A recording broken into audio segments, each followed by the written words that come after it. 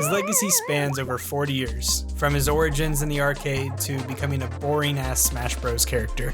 When a franchise like Pac-Man or Mario spans across this many generations, it sort of becomes like a free space on a bingo card for recognizable mascots. So yeah, we get it, everybody knows about Pac-Man. But what percentage actually knows about the Pac-Man World Any Percent world record? 1%? 1% of 1%? 1% of 1% of 1%? Way smaller than that, probably?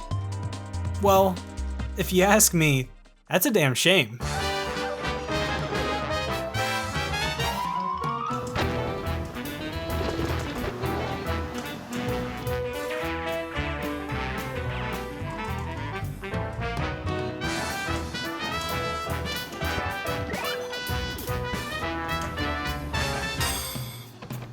Oh my god.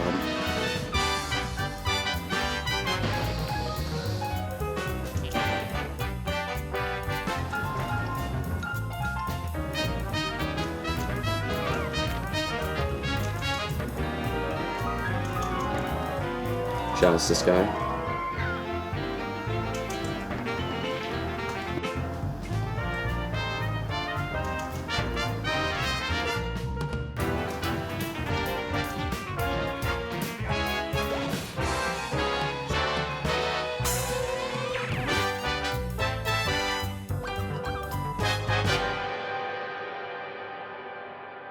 If you happen to see my previous video about the art of Ratchet & Clank speedruns, you probably know at this point that my favorite speedruns have a large focus on movement. I love a game-breaking glitch or a huge skip as much as the next person, but what I'm really looking for in a speedrun is movement tech with a high skill ceiling.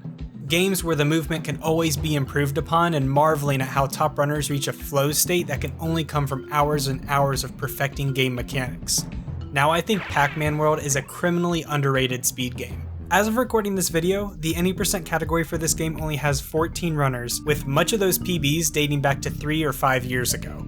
Sitting at the top of the category by over 5 minutes is my main man Joester98 with a PB of 29 minutes and 25 seconds. Now this world record is backed by over 10,000 attempts in the game and is packed with movement tech, skips, and all kinds of other stuff that's super impressive and really needs to be unpacked. So let's take a look at what makes this run so damn good. Pac-Man World came out on the PS1 in 1999, and it shifts away from the franchise's arcade-style gameplay that it's really known for by becoming one of the most original genres known to the medium. The 3D platformer. Jokes aside, while PMW certainly borrows from a lot of different games within the genre, I mean, to be fair, it's pretty hard not to with how saturated the market was, it still maintains a lot of originality and charm to its level design and mechanics, allowing the game to serve as a very charming platformer.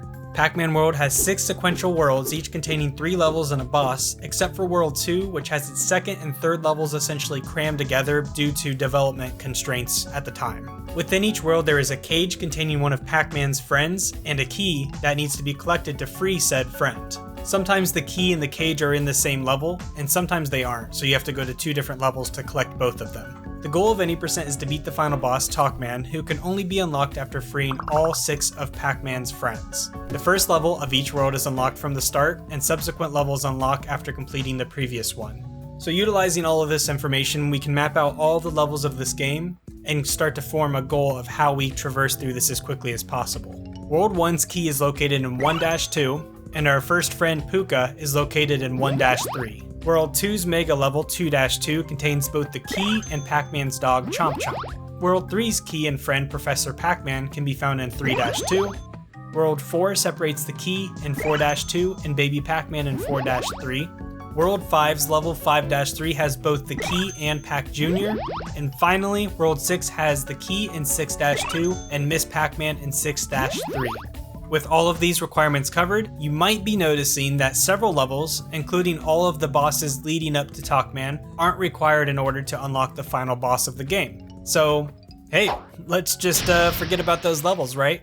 Well, it's not that simple. You see, in the hub world, there are 2 barriers that lock away future worlds. One being a wall between worlds 3 and 4, and another being a gate that locks away world 6. Normally, it would be required to complete every level in a section before these barriers are lifted. However, with some very precise movement, taking advantage of some glitchy collision, speedrunners are able to clip into the outer boundaries of the hub world, navigate around these barriers, and officially throw out these excess levels. Next, you might be noticing that there are several levels in this list that don't have a key or a friend, but are still required in order to unlock future levels that have these items. Surely we need to complete those levels, right? Well, kinda? Each level in Pac-Man World has 6 hidden letters that spell out Pac-Man, and collecting them all transports the player to a bonus level upon clearing that level. We don't actually do anything with these bonus levels. They're basically just short mini levels with fruits scattered throughout, and your goal is to just collect as much as possible before you either run out of time or lose a life. However, due to a developer oversight, if you leave the bonus level through the pause menu, you're actually able to store the bonus level game state until the next time you die. So we can carry this into a normal level in the game and die at the start, triggering the end scene for the bonus level, and this actually tricks the game into thinking that we just completed whatever level we just died in. Through the use of bonus level storage, we can quickly knock out a bunch of these levels that don't have anything valuable to us, and immediately go to the ones that do. After all of this, we are left with 12 levels and 1 boss that actually need to be completed in the run. And these are the levels where the run really starts to shine. Serving as the backbone for these levels are 3 pieces of movement tech that allow runners to traverse through the levels quickly and perform tons of different skips.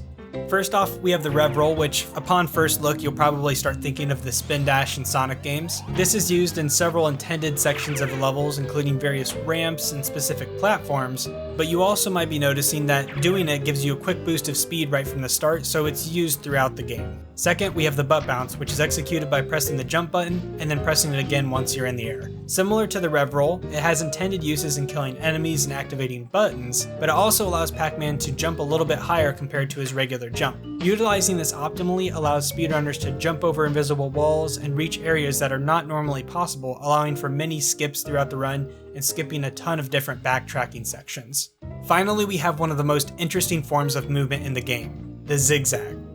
If you're at all familiar with Crash Bandicoot speedrunning, zigzagging is very similar to that in this game as well. For whatever reason, Pac-Man's velocity when moving diagonally is higher than if we were to go in one specific direction. Now this is all well and good, but for the most part when we're speedrunning, we have a very specific direction we want to head. So to optimally use zigzagging in movement, players will need to alternate diagonal directions corresponding to whatever direction they want to be moving. For example, if the player wants to move to the right, the player will need to alternate between upright and downright in order to go as quickly as possible. The rapid motion required to do this optimally is really where zigzagging gets its namesake. If you ever happen to see a controller cam of somebody playing this game to a high level, you'll realize how complicated this movement can really get. The skill ceiling for this movement is infinitely high and single-handedly separates top players from the novices. Pac-Man World runs at 30 frames per second, and zigzagging can be done optimally up to those 30 frames, and that is just not something that is possible for a human to reach. For example, here is footage of the world record performing high-skill zigzagging, and here's a task that just completely demolishes it with optimal zigzags. By using a combination of these 3 forms of movement, it allows runners to completely shape how they navigate levels in this game.